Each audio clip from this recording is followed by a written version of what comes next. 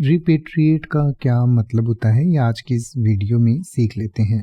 Repatriate का मतलब होता है स्वदेश भेजना, अपने देश को लौट आना, देश वापस भेजना या किसी व्यक्ति को उसके देश वापस भेजना या संपत्ति, धन आदि को मूल देश में लौटाना।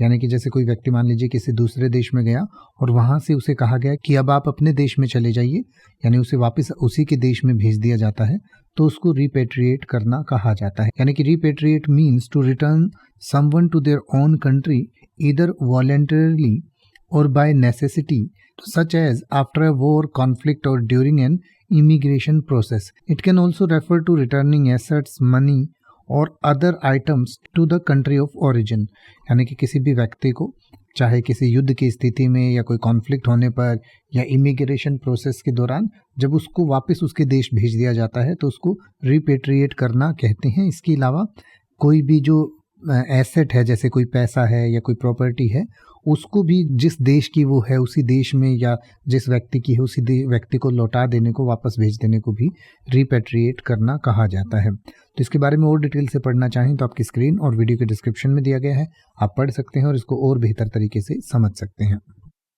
अब आप किसी भी वर्ड का मतलब हिंदी और इंग्लिश में YouTube पर सर्च कर सकते हैं, आपको मेरी वीडियो मिल जाएगी जिसमें आप बिना किसी फालतू बकवास के सीधा उस वर्ड का मतलब समझ पाएंगे।